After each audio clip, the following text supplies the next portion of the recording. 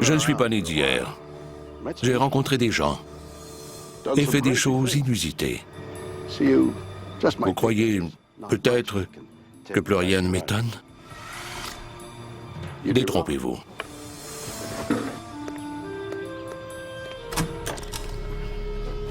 Le monde regorge d'histoires et de phénomènes plus incroyables les uns que les autres, et de mystères qui me tiennent éveillé la nuit, certains dont je connais la réponse, et d'autres qui dépassent l'entendement.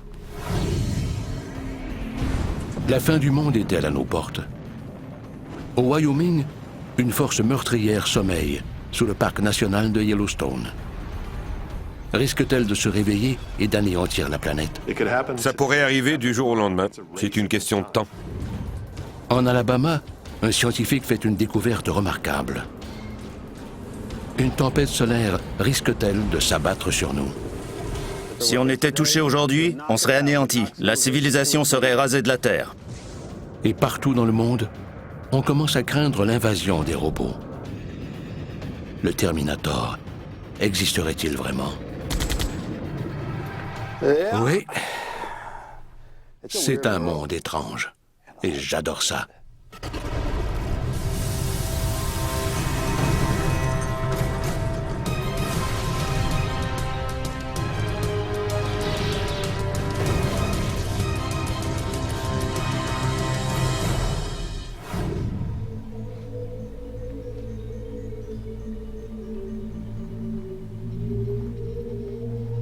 Vous croyez aux prophéties? Certains événements historiques majeurs ont été pressentis par de grands esprits. Nostradamus avait prédit la Première Guerre mondiale, Hitler, Napoléon, l'élection du président Barack Obama et le bombardement atomique d'Hiroshima et de Nagasaki. Comment est-ce possible? Et pourquoi pas moi? Était-ce le simple fruit du hasard? Est-il possible de prédire avec une telle exactitude ce qui se produira dans des centaines, voire des milliers d'années? Et si oui, veut-on vraiment savoir ce qui nous attend? Patrick Jarrell est astronome. En 1996, il se lance dans une aventure extraordinaire. Il se consacre à l'étude des mystérieux anciens textes mayas. Ce qu'il y découvre est digne d'un film hollywoodien. La fin du monde arrive. Et bientôt. À la lecture des prophéties mayas, j'ai découvert qu'elles annonçaient un gigantesque cataclysme à la fin de 2012. Ce fut une découverte pour le moins troublante. L'idée que mon avenir et celui de tous les humains serait anéanti quelques années plus tard m'a terrifié. Ma vie a été bouleversée. Savoir que la fin est proche ne suffit pas. Patrick veut savoir comment elle surviendra. Pendant 2 ans, il tente à l'aide de formules mathématiques complexes de décoder les écritures mayas. J'ai été saisi par l'exactitude avec laquelle ils avaient pu prédire un phénomène aussi spectaculaire. Il m'a fallu plusieurs années pour décoder le message, mais j'ai enfin compris ce qui nous attendait en 2012. Qu'a découvert Patrick au juste? Un astéroïde? Une guerre nucléaire? Quelle forme la fin du monde prendra-t-elle? Patrick Jarrell croit qu'à la fin de l'année 2012, un monstre endormi se réveillera.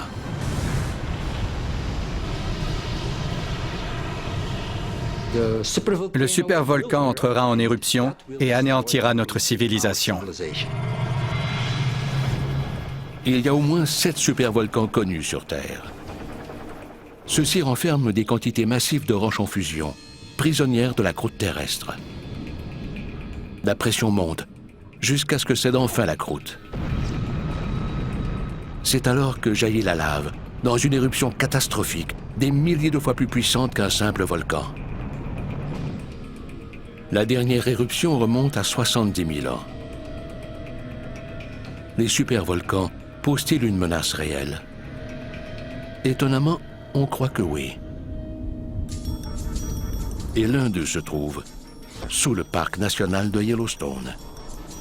Plus de 2 millions de touristes visitent Yellowstone chaque année, et ils sont loin de se douter que le sous-sol recèle l'une des forces les plus meurtrières de notre planète. Étonnamment, ce supervolcan dormant pourrait être sur le point de se réveiller. En 2004, les scientifiques remarquent un gonflement autour du parc de Yellowstone. Dans les mois suivants, plus d'1 millier de mini-séismes surviennent dans la région. Si certains n'en font pas un plat, d'autres y voient un signe évident. Les scientifiques pour qui les secousses survenues au parc de Yellowstone étaient normales ignorent ce que les Mayas savaient. La rotation de la Terre sera modifiée. Lorsque le noyau de la Terre se retrouvera sans dessus-dessous, la lave entourant celui-ci sera brusquement repoussée vers la croûte terrestre. Il y aura une éruption à Yellowstone à la fin de 2012.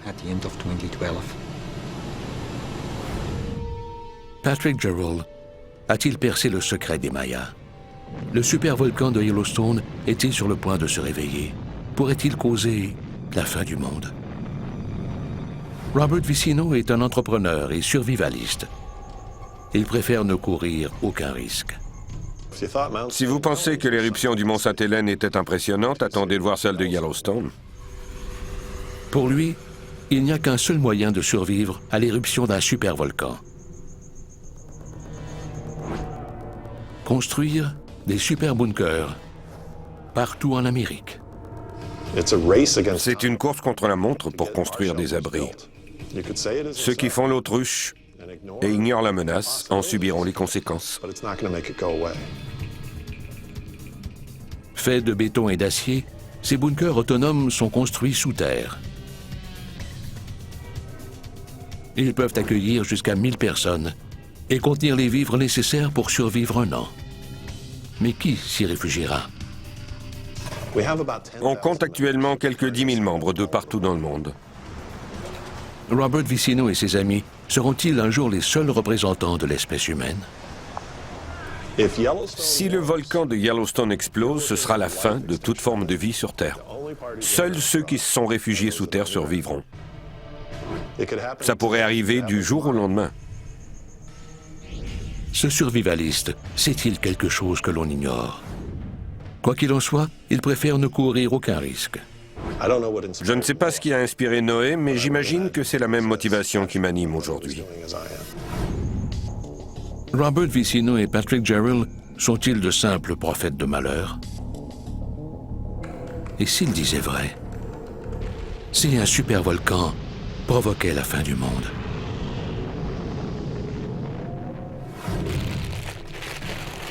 Stupéfiant, n'est-ce pas? Mais si on écoutait toutes les prédictions et prophéties funestes, on ne sortirait plus de chez soi. Pourquoi devrions-nous les croire après tout? Comment peuvent-ils affirmer avec certitude qu'un gigantesque volcan émergera de la croûte terrestre et balayera tout sur son passage? Je n'en crois pas un mot, mais on ne sait jamais.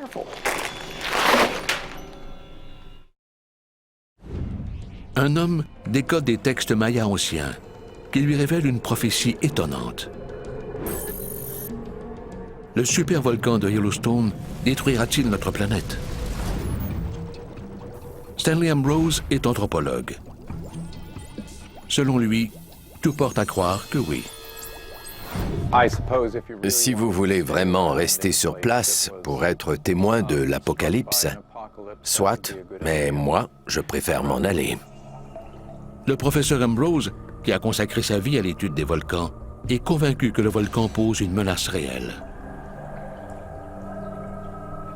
Si le volcan de Yellowstone se réveille, il éjectera une quantité phénoménale de cendres et de gaz à 50 km dans la stratosphère. Il y aura certainement une famine mondiale. Imaginez toutes les cultures détruites pendant des décennies, voire des siècles. En 1980, le mont Sainte-Hélène, dans l'État de Washington, est entré en éruption, propulsant des cendres volcaniques à plus de 10 km dans les airs. Stanley Ambrose croit que ce n'est rien en comparaison de ce qui nous attend à Yellowstone. Les humains survivraient-ils à une telle explosion? On a notre petite idée là-dessus, car ce ne serait pas la première fois. L'éruption volcanique de Toba a été l'une des plus dévastatrices de l'histoire de la Terre. Il y a près de 70 000 ans, un supervolcan est entré en éruption, à Toba, en Indonésie. La puissance était telle que l'éruption a laissé un cratère de 100 km de diamètre, encore visible de nos jours. Une pluie de cendres volcaniques s'est abattue sur une superficie plus vaste encore que les États-Unis. C'est énorme. La Terre a été plongée dans une épaisse brume d'acide sulfurique faisant écran au Soleil. L'énergie solaire était pour la plupart reflétée vers l'espace. Partout sur Terre, les paysages végétaux n'étaient plus que désolation. Ce fut un choc pour toute la vie terrestre plongée dans une ère de glace. Avant l'éruption de Toba, la Terre abritait une population d'humains en santé. Le professeur Ambrose croit que notre destin risque de s'apparenter au leur. L'éruption volcanique a causé un effondrement de la population sans précédent dans l'histoire de l'humanité. Très peu de traces archéologiques témoignent de la présence de vie dans les 10 000 ans qui ont suivi. Un supervolcan a-t-il failli causer notre disparition? Le volcan de Yellowstone pourrait-il en faire autant? Tout dans la zone de l'éruption sera enseveli. Il y aura une panne généralisée des infrastructures. La production agricole sera anéantie. Les productions céréalières des États-Unis disparaîtront en entier. Si la Terre se refroidit, comme ce fut le cas à Toba, je vois mal comment on pourra se procurer de la nourriture. Le scénario est alarmant. Devrait-on écouter cet avertissement? Le supervolcan de Yellowstone est-il sur le point de se réveiller? La croûte terrestre se soulève comme si elle allait exploser. Puis elle reprend sa forme. Un jour, un de ces gonflements rompra la croûte. La pression s'intensifiera et il faudra se réfugier dans les collines. Et si Stanley Ambrose avait raison? Et si un supervolcan menaçait la vie de milliards de personnes? Jake Lowenstern est chercheur principal à l'Observatoire volcanique de Yellowstone. Mon travail consiste à surveiller une éventuelle éruption à Yellowstone. Jake étudie le comportement du supervolcan. Pour lui, il n'a rien d'un monstre, mais tout d'une curiosité. Les gens craignent une éruption meurtrière car ils savent que le volcan a été actif par le passé. D'importantes éruptions, qu'on pourrait sans doute qualifier de super-éruptions, se sont déjà produites. Mais rien n'indique qu'une telle éruption se produira de notre vivant à Yellowstone. Il n'y a, à mon avis, aucune raison de s'inquiéter. Comment peut-il en être si sûr? Il croit que certains éléments ont échappé aux prophètes de malheur. La plupart des éruptions de Yellowstone n'ont donné lieu qu'à des coulées de lave mineures, comparables à celles qui se produisent à Hawaï. Elles ont des répercussions à l'échelle locale, mais certainement pas d'ordre mondial. Depuis 2 millions d'années, le supervolcan de Yellowstone a connu 3 éruptions majeures.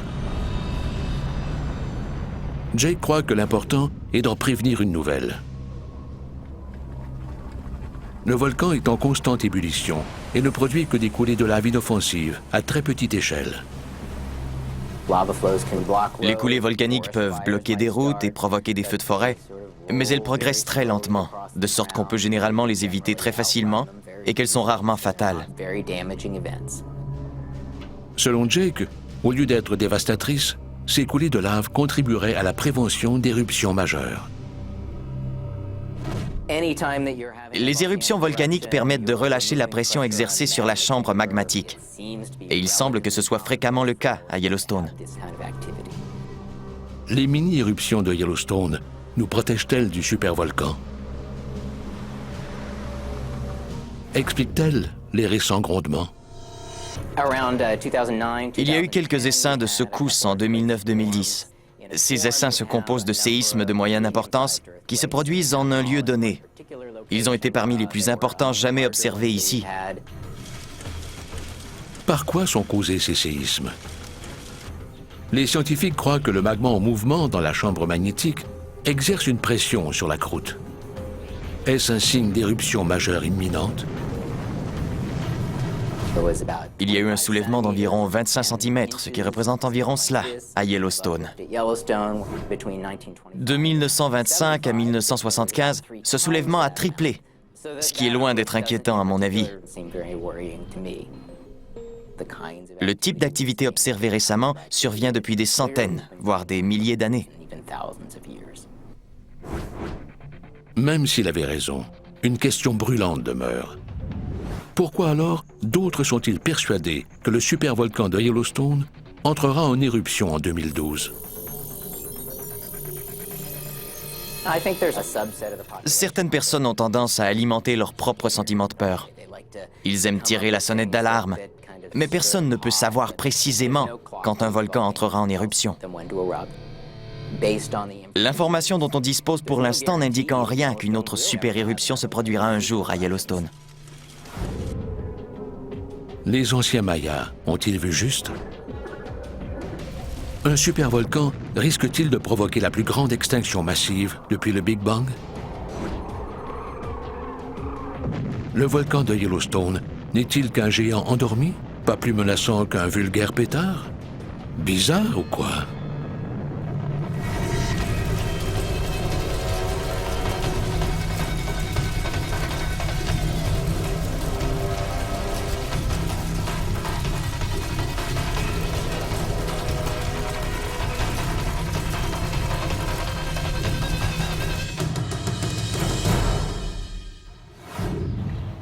Partout autour de nous, la planète grouille de vie. Qu'on pense à une amibe monocellulaire, à un escargot, ou à des organismes beaucoup plus complexes, comme nous. Mais toutes les formes de vie terrestre ont un point commun.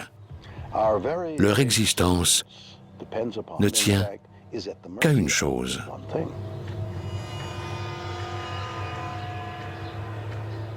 Et si elle ne tourne pas rond, on sera tous dans le même pétrin. On dit qu'il ne faut jamais regarder directement le Soleil. Mais c'est exactement ce que fait le scientifique de la NASA, David Hathaway, depuis plus de 30 ans. En 2005, il remarque un phénomène pour le moins étrange. Personne ne s'attendait à ça. Moi le premier. David Hathaway étudie les taches solaires des régions d'activité magnétique intense sur la surface du Soleil. La plus grande menace pour notre planète est causée par ce qui s'en dégage. Les éruptions solaires. Les éruptions solaires peuvent projeter des matières solaires à des millions de kilomètres à l'heure. 10 milliards de fois plus puissantes qu'une bombe atomique, les éruptions solaires catapultent des milliards de tonnes de plasma dans l'espace, parfois directement vers la Terre. Au contact de la Terre, ces débris perturbent le champ magnétique terrestre. Ils provoquent des phénomènes magnifiques comme les aurores boréales, mais peuvent aussi avoir des effets sur la technologie. Les éruptions solaires peuvent désorbiter les satellites qui risquent ensuite de s'enflammer en pénétrant dans l'atmosphère, de sorte qu'ils sont détruits à jamais. Les éruptions et les taches solaires se produisent par cycle. Mais en 2008, David Hathaway fait une découverte remarquable. Il semble que pour une raison inconnue, elles aient cessé toute activité. Le cycle des taches solaires a été plus court qu'il ne l'a jamais été dans les 100 voire 200 dernières années. Aucune tache solaire n'est apparue pendant des mois, ce qui est en soi exceptionnel. Certains scientifiques croient que ce changement dans le cycle des taches solaires annonce une tempête solaire sans précédent. Une vague d'éruptions solaires si destructrice que les scientifiques la surnomment Katrina de l'espace. D'autres signes inquiétants indiquent que le Soleil pourrait sortir de sa torpeur. On est passé d'aucune activité à 20 ou 30 taches solaires par jour. On assiste également à une intensification des éruptions. Mais que se passe-t-il avec l'étoile mère de toute forme de vie sur Terre? Certains émettent des prédictions assez pessimistes. Ça ne s'est pas vu depuis longtemps. La dernière fois que le Soleil s'est comporté aussi étrangement remonte au XVIIe siècle. L'astre du jour est-il sur le point de déclencher la plus grande tempête solaire de tous les temps? Un scientifique de la NASA découvre une activité suspecte sur la surface du Soleil. Une gigantesque tempête solaire risque-t-elle de s'abattre sur nous? Ou cette étrange découverte pourrait-elle s'expliquer autrement?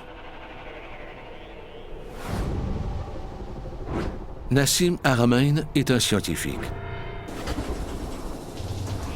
Il croit détenir la clé du mystère. En 2009, il fait une découverte étonnante en examinant des images satellites de la NASA.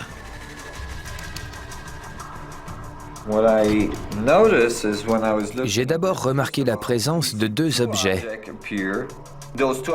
Ces deux objets semblaient se déplacer simultanément dans l'espace. Le plus étrange dans cette séquence, c'est qu'en suivant les deux objets en question, on les voit faire un virage à 90 degrés pour aller percuter le Soleil. Selon la NASA, il s'agirait de simples comètes ou signaux parasitaires. Mais en regardant de plus près, Nassim arrive à une conclusion étonnante. Quand je les ai examinés de plus près, je n'en croyais pas mes yeux. Ils étaient gigantesques. On aurait dit de minuscules particules à première vue, mais comparativement au Soleil, elles faisaient pratiquement la taille de la Terre. Des objets de la taille d'une planète percutant le Soleil? Nassim est-il sur une piste extraordinaire qui aurait échappé même à la NASA? Pour lui, il n'y a qu'une explication. À mon avis, il pourrait s'agir de vaisseaux intergalactiques de civilisation avancée. Ils semblent contrôlés par une forme d'intelligence. Ils ne se comportent pas de façon naturelle, ou du moins comme des objets cosmiques tels les comètes ou les météorites. Est-ce là l'explication à l'étrange comportement du Soleil? Les changements dans l'activité des taches et des éruptions solaires sont-ils causés par des vaisseaux extraterrestres? Les éruptions solaires semblent se produire tout de suite après la collision de ces objets avec le Soleil. Pour moi, il y a manifestement un lien et il ne fait aucun doute que les éruptions solaires résultent de l'impact avec la surface du Soleil.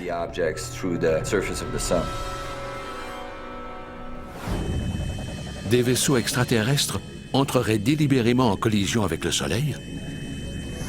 Voilà une théorie étonnante. Mais pourquoi donc? Selon Nassim, la réponse se trouve dans les écritures astronomiques des anciens Égyptiens. Partout dans le monde, la documentation issue de ces civilisations fait état de dieux du Soleil. Selon les descriptions qui figurent dans ces textes, les dieux du Soleil utiliseraient celui-ci comme une espèce de passerelle. Peut-être que les habitants d'une civilisation avancée, je dirais même très avancée, peuvent entrer dans le Soleil et en ressortir n'importe où dans l'univers. Le Soleil fait-il partie d'une autoroute intergalactique où circulent des extraterrestres? L'équilibre des cycles naturels du Soleil et la sécurité de la Terre sont-ils en péril? J'en ai vu des vertes et des pas mûres à bord de l'Enterprise, mais tout ça est décidément très étrange. Récapitulons. Les scientifiques de la NASA affirment que le cycle des taches solaires est déréglé et que cela pourrait causer une éruption solaire mortelle pour les habitants de la Terre. C'est bien ça? Nassim croit, quant à lui, que ces éruptions solaires sont causées par des vaisseaux extraterrestres. De la taille de la Terre, qui vont s'écraser contre la surface du Soleil. Cette théorie semble farfelue. Mais l'est-elle vraiment? Notre Soleil ne tourne pas rond. Ces cycles naturels sont-ils perturbés par des ovnis géants? Une tempête solaire est-elle sur le point de frapper la Terre? L'explication du chercheur de la NASA, David Hathaway, est nettement plus terre à terre. Selon lui, il n'y a absolument rien à craindre. Le cycle de taches solaires a commencé plus tard que prévu, et je crois savoir pourquoi. La perturbation du cycle de taches solaires a été causée par les champs magnétiques. Les champs magnétiques tournoient violemment autour de la surface du Soleil, comme de puissants courants marins.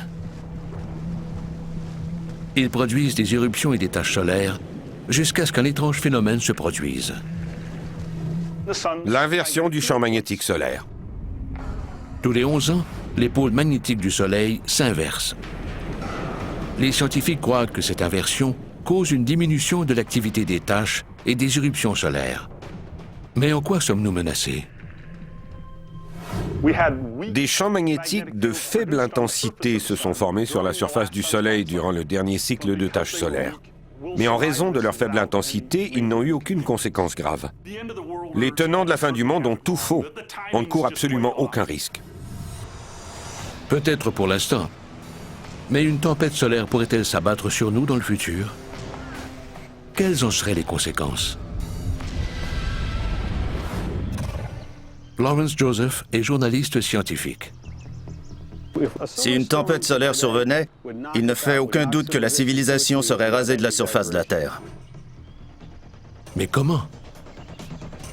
Un événement historique pourrait nous éclairer sur cette question. Le 1er septembre 1859, l'astronome britannique Richard Carrington scrutait le ciel avec un télescope quand une gigantesque éruption solaire s'est abattue sur la Terre.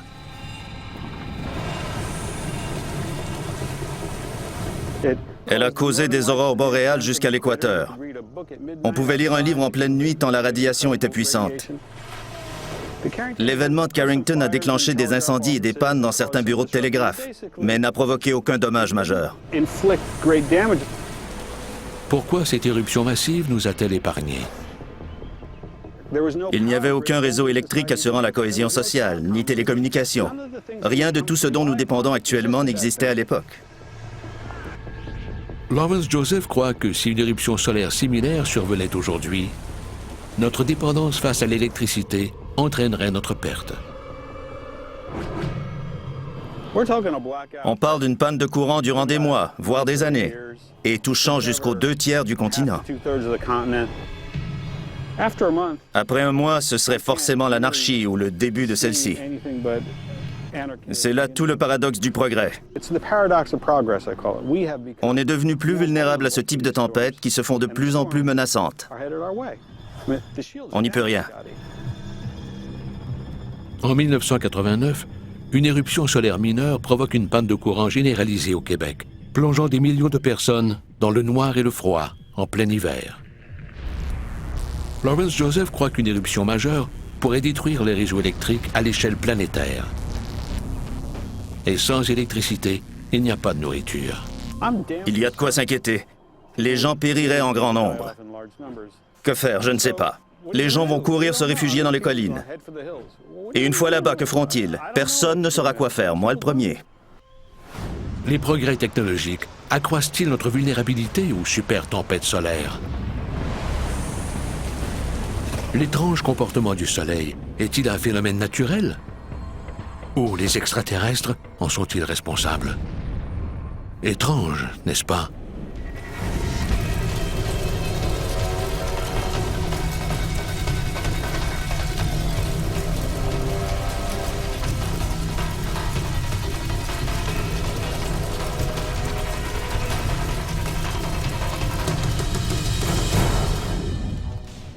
Un inventeur de renommée internationale fait une prédiction renversante. D'ici 20 ans, les ordinateurs pourront faire tout ce dont les humains sont capables. Devrions-nous craindre le soulèvement d'automates meurtriers? Le Terminator existe-t-il vraiment? Stupéfiant, n'est-ce pas? À en croire les anciennes prophéties, les théoriciens modernes et même les scientifiques renommés, la fin du monde est à nos portes. La nature semble vouloir se révolter de plusieurs façons. Et aucune d'elles n'est très reluisante. Et s'ils avaient tout faux? Si la plus grande menace n'avait rien à voir avec les volcans ni les tempêtes solaires? Et si nous avions nous-mêmes créé une menace encore plus dangereuse que l'arme nucléaire? Bizarre. Ou quoi? En 1984, une superproduction hollywoodienne futuriste nous en donne un aperçu, avec l'histoire d'un cyborg meurtrier revenant tout droit de l'an 2029. Le Terminator soulève une question fascinante. Les robots pourraient-ils prendre le pouvoir et nous anéantir? Près de 30 ans plus tard, nous avons peut-être la réponse. Ray Kurzweil est un inventeur et futuriste reconnu mondialement. Il croit que la science-fiction deviendra réalité plus tôt qu'on ne le pense. Depuis 15 ans, on assiste à de formidables améliorations de la puissance des ordinateurs. Il ne s'agit pas d'une simple supposition sur l'avenir. D'ici 20 ans, les ordinateurs pourront faire tout ce dont les humains sont capables. Voilà une extraordinaire théorie, fondée sur des données tout aussi extraordinaires. Aujourd'hui, les ordinateurs sont des milliards de fois plus puissants qu'ils ne l'étaient au siècle dernier. Et ce n'est pas fini. Ray Kurzweil croit qu'ils sont sur le point de nous rattraper. Les ordinateurs surpassent déjà les humains sur le plan de la pensée logique à certains jeux. Des voitures entièrement robotisées peuvent maintenant conduire sans intervention humaine. Les ordinateurs peuvent analyser des électrocardiogrammes et poser un diagnostic. Tout cela était impensable il y a quelques années seulement. La technologie progresse de plus en plus vite. Assistons-nous à la révolte des machines? Nos ordinateurs seraient donc plus que d'inoffensifs objets de plastique et de métal. Leur puissance continuera d'évoluer de façon exponentielle, doublant chaque année. Les machines atteindront un niveau d'intelligence comparable à celui de l'humain autour de 2029. Pourriez-vous répéter? Les machines atteindront un niveau d'intelligence comparable à celui de l'humain autour de 2029. 2029, l'année d'où est revenu le Terminator. Les machines surpasseront-elles notre niveau d'intelligence en seulement 20 ans? Étonnant. Mais ce n'est pas tout. Selon mes calculs, aux alentours de 2045, on aura multiplié l'intelligence de la civilisation humaine des milliards de fois grâce aux technologies que l'on crée actuellement. La possibilité de décupler notre propre intelligence constitue un véritable pas de géant. L'homme et la machine ne feront-ils qu'un d'ici un demi-siècle? Si tel est le cas, quelles seront les répercussions? Ce n'est pas une invasion d'une autre planète. Les gens craignent que nous perdions notre côté humain, mais c'est ce que nous sommes. Cela fait partie de nous. La fin du monde sera-t-elle causée non par une catastrophe naturelle, mais par l'inutilité de l'être humain? John Leslie est professeur de philosophie à l'Université de Guelph, au Canada. Dans 20 ou 30 ans, il n'est pas impossible que les ordinateurs soient plus intelligents que l'homme et prennent le contrôle de nos vies. Les choses pourraient très mal tourner. Le professeur Leslie croit qu'au lieu d'être synonyme de progrès, l'invention de super-robots et de super-ordinateurs pourrait se retourner contre nous.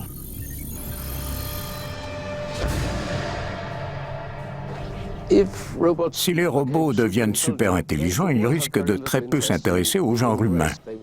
Ils se percevront comme des surhommes et nous considérerons comme nous considérons les fourmis. Il pourrait en venir à la conclusion qu'il vaut mieux se débarrasser des humains pour les remplacer par des machines.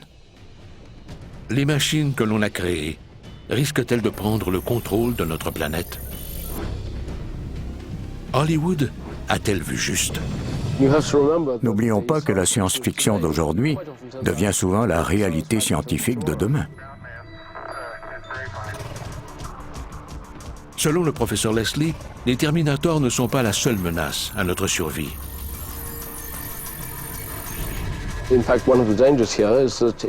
Imaginez un instant que les ordinateurs soient un jour responsables du contrôle de l'arme nucléaire.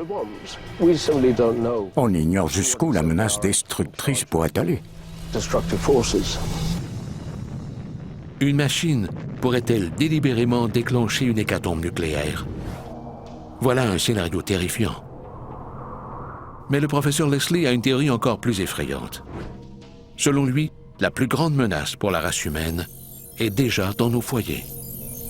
On pourrait envisager Internet, dans son état actuel, comme un gigantesque ordinateur dont l'intelligence surpasse de loin celle de n'importe quel humain. La somme des connaissances accessibles sur Internet dépasse largement toute l'information connue, même des savants les plus érudits. Et, à mon avis, l'intelligence d'Internet ne fera qu'augmenter avec le temps. Chaque jour, plus de 2 milliards de personnes consultent Internet. Presque tous les ordinateurs et toutes les bases de données du monde entier sont reliés, permettant les échanges à l'échelle planétaire. Le professeur Leslie croit qu'Internet pourrait devenir le cerveau d'une révolte cybernétique contre la race humaine. Internet pourrait devenir immensément intelligent, renverser les gouvernements, possiblement déterminer que les humains sont inutiles et s'en débarrasser. Ce n'est là qu'un des scénarios d'anéantissement immédiat. Les robots nous extermineront-ils avec nos propres armes nucléaires? Internet nous détruira-t-il? L'homme deviendra-t-il esclave des machines?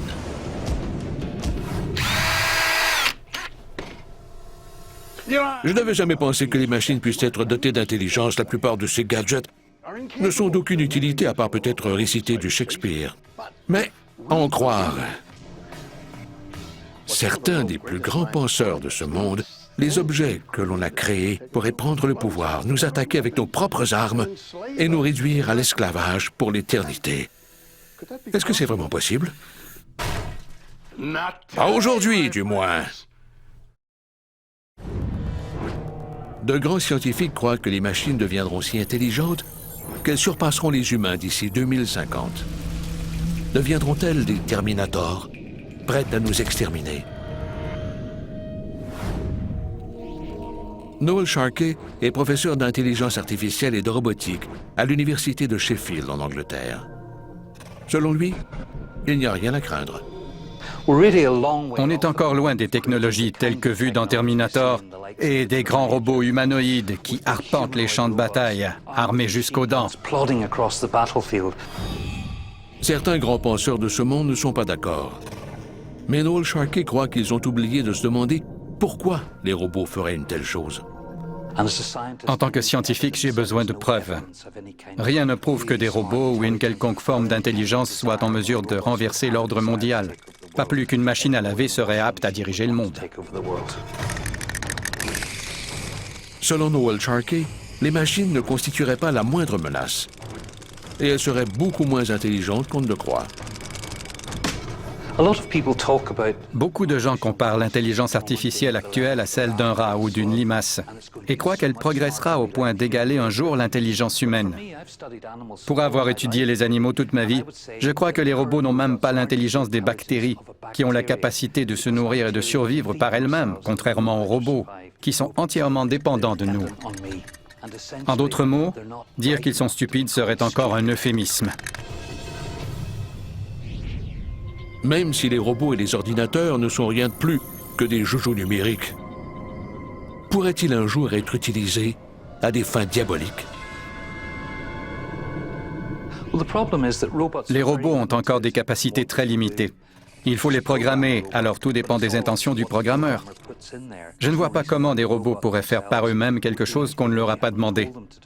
Je ne programmerai certainement pas un robot en vue de gouverner le monde, et je ne vois pas pourquoi quelqu'un d'autre le ferait. Selon Noel Sharkey, loin d'être dotés d'une intelligence supérieure, les machines sont encore nos esclaves arriérés, dépourvus d'une caractéristique essentielle à l'organisation d'une révolte contre les humains: les émotions. Notre conscience guide nos actions, notre pensée et nos désirs, tandis que les robots sont dotés d'une intelligence rigide, siliconée, incapable de manifester quelque désir ou volonté que ce soit. Si les robots n'ont ni l'intelligence, ni la volonté de dominer le monde, alors pourquoi les craindre à ce point? L'idée farfelue d'une prise de contrôle des robots remonte au début de la science-fiction en 1921. Tous les films de science-fiction portent sur l'anéantissement des humains et la domination des robots. Mais comme le nom le dit, c'est de la fiction. Les robots ne sont-ils que des tas de ferraille sans âme? Ou bien l'homme et la machine fusionneront-ils un jour pour détruire la race humaine? L'avenir nous le dira. Bizarre, ou quoi?